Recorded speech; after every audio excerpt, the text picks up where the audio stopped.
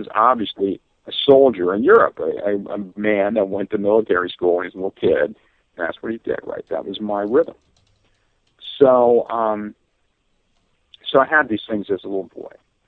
So when I'm in my early 20s, it starts up again. And so I went to California.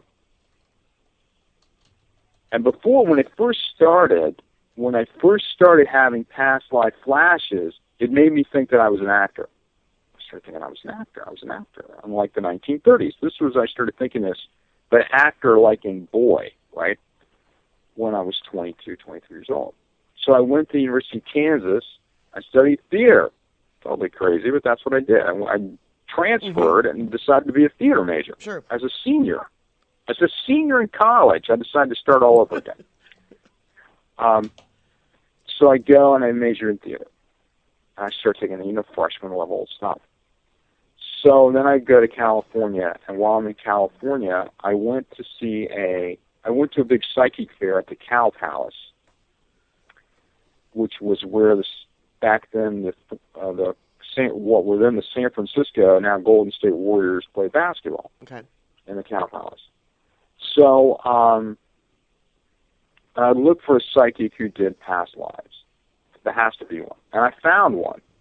So I go and I sit down and I'm telling him, I say, I have these things where I'm in Victorian houses and I always see myself in these houses and the lamps and all this stuff. And I kept talking.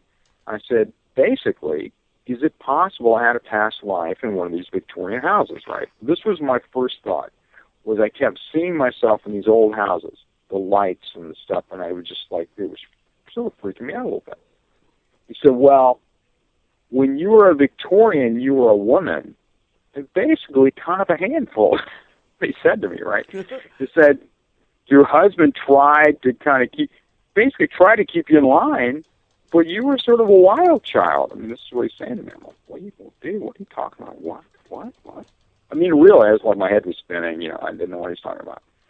And he said, you were in the Victorian era, you were a woman, and you were married, and you were very sexual, and you were just, and your husband couldn't keep up with you, basically. I'm like, what? I mean, I'm like, my head's like, and then he goes, well, you're going to have a really tough life. I said, your bedside manners are really annoying me. I mean, that's what he said to me. He goes, you got a tough one. You got a really hard one. I look at him, I'm like, excuse me? You already, like, girl and Victorian, then that wasn't right. And now this is not, you're not pleased with me, dude. He goes, well, because you were a king. I'm like, excuse me? He goes, you were a king. Many times you're a king. And basically, there's no need for you to be a king now, so this can be hard for you. I'm like, what? I'm literally, when I go, what? This is kind of the way I talked to him at the time. This was 1979.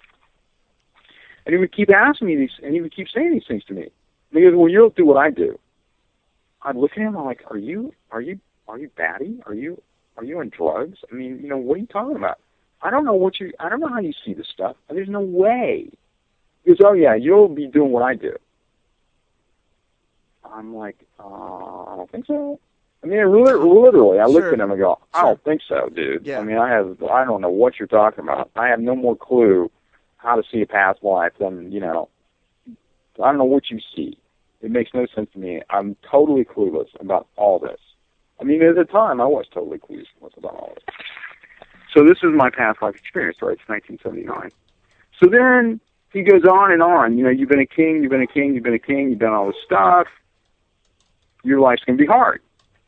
I'm like, dude, let's start over. So I mean, I'm kind of honest to God, Zeke. I'm sort of like in shock. Sure, this is a joke. Absolutely. Because, you're telling me this stuff, and I'm listening to you, and it doesn't really register, king and, girl, and none of it makes sense to me. And I'm going to do what you do, I'm going to read, and, and I'm going to be like, he goes, oh, you can do what I do. You'll be, you're going to do what I do. Dude, I don't think so. So then I talked to his wife, afterwards, like after you leave, and you're sort of like, you have that glazed, like, oh my God, where have I been kind of look. So the wife starts talking to me, goes, oh yeah, you can do what we do. And, we know that you do what we do. After you people aren't, you're high. What are you talking about? So she goes, oh yeah. I said, you'll be, I don't know, she said that I would be famous for what she did, but she did say that I would be doing it a lot, and it would be a big part of my life. And I thought, there's no freaking way. Sure. So a couple of months later, in San Francisco in 1979, if you wanted to take a class in anything in metaphysics, by God, that was where it was. So I ended up taking a class. I signed up for 2 classes through you could take classes. It was like $35. One of the classes on a meditation, I blew it off, which is really sad in retrospect because it was taught by a young woman. You know what her name was? Shakti Gawain. So I did not take a class with Shakti Gawain, even though I paid for it. And I did take a class in past life regressions. And I go to this class. It's in July.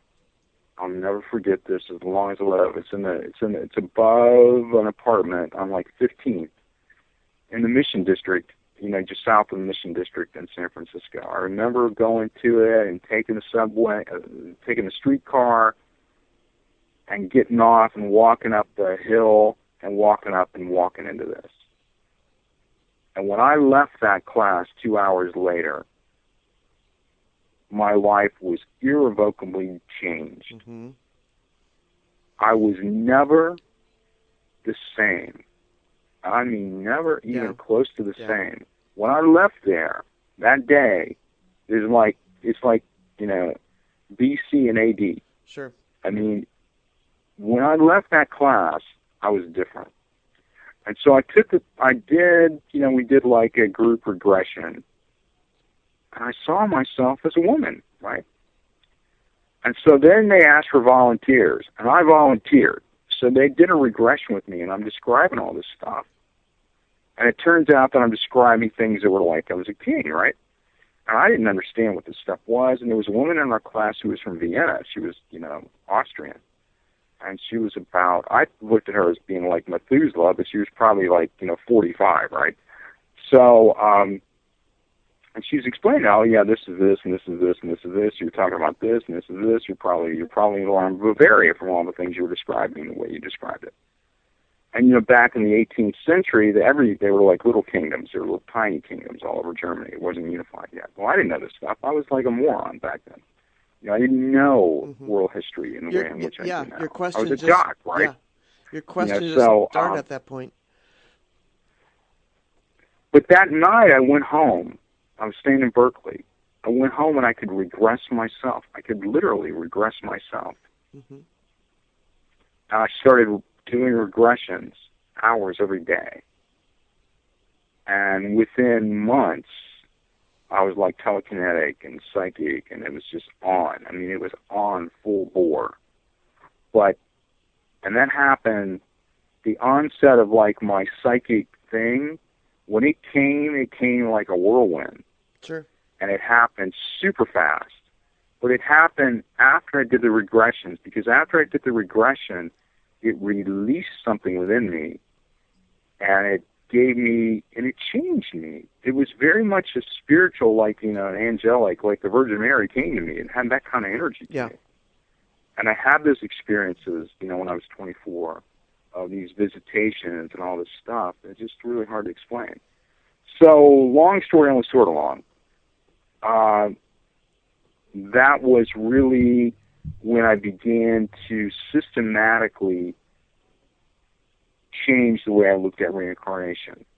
Because I had gone to meditation classes. I went to a class with who was later renamed Osho, but when he was Bhagwan Sri Rajneesh.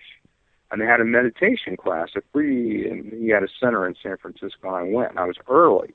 And I talked to this guy who was rude to me, kind of made fun of me, like I was like I didn't know what I was doing. And he was like, he was kind of had a lot of ego about, and I was just like rude from Ohio. Oh, hi, this thing's interesting, and I really, want to learn, and, and he kind of made fun of me, and it pissed me off, and I never went back. And I, like, even now, when I see stuff from, like, Osho, or, when people, like, quote him, I go, I hate it, I don't even like them. So, again, old attitudes get ingrained in the ways in which they do. Yeah. So that's how that all came together. I hope that makes sense. It does. And what's interesting, what you were saying, is that from the time you saw the first one, where you kept going, no, none of this makes any sense. This is never going to happen. That makes sense at all. Right. At that point, you weren't ready to accept it. It was more of a curiosity thing. But what it did is it implanted that piece in your brain that there's a possibility, because you never forgot that. And then when you went into the classes and when you started, as they say, the term opening up, you a lot of those questions were starting to become answered. And from that piece of it, that seed started to grow. And from that seed, that's where you are now. But it's an amazing process, and it's one that you never stop growing from, because every time you regress, every time you find some other little piece of information, that web becomes bigger and bigger and bigger. So you really never stop. Yeah, I mean, that's true. And it's only in the last year or two that I started to, like, find the people and make, name them and figure it out. I mean, this is like looking at, you have images and clues, and you try to research it. I have this and this and this. Well, how are you going to find that? This, again, is a needle in a haystack. How are you going to find that? Right. How do you find the specific? It's not like they give you the name, right? You have the memories, and you have the events, and you have sort of the places and the general, time frame, and you don't know what, like, I don't get, I was Adrian Ames and I was born in Fort Worth. It doesn't come that way, right? Right, it doesn't. So it's really, and it kind of does in one sense what Ingrid was talking about with the adversity and the challenges, the larva with the butterfly, me, beating my wings here, trying to, help me. But it made it complicated for me while I was still in the cocoon, right? Sure. So, I mean, that's actually an interesting metaphor in retrospect. And you also have to think, too, when you're going through this process, and I know that you and I have kind of gone through a couple different things, and you've kind of enlightened me on some of the processes. You can't take everything for granted. You can't take everything verbatim. No, not at all. Because it's all a puzzle, and the piece of the puzzle have chipped edges. So you just can't find one thing and say, that's it. You've got to keep looking for it until all the pieces absolutely fit together. Yeah, I mean, you and I both know this. You've talked to a lot of people over the years, too, and there's no way to definitively say you were so-and-so, right? Right. Like, I can build a pretty good case conjecturally, astrologically, all sorts of ways, other psychics validating it. But there's no way to know. There's no way to know. Correct. Like, if I make a prediction for someone, it happens or it doesn't. Mm-hmm. You don't know at the time, but you know later. If it happens, you know that what you said was correct. They say, you told me this was going to happen, and it did. I go, okay. You can validate that. Mm-hmm. But when you start talking about past lives, there's no way to validate it. No. And for me, I also make it even funkier, which is I think that they're multiples for a lot of reasons, because I sort of channeled that, storyline. And because that came to me, it came to me as an idea that was, again, as I do the work that I do. And then I was like, excuse me? What? Mm-hmm. It's kind of like, you're a king. I go, what? What are you talking about? So it came to me, and initially I rejected it. Like, well, that just seems unusual. So it had to keep coming, and I had to, again, like for me, I'm either a slow learner or I'm so rational that I find it hard to accept a lot of these things. So I kept going back and back and back, and so the experiences layer one upon the other. And over time, you start to get into a rhythm with it, and you begin to accept it. At least that's what's happening. Right. I mean,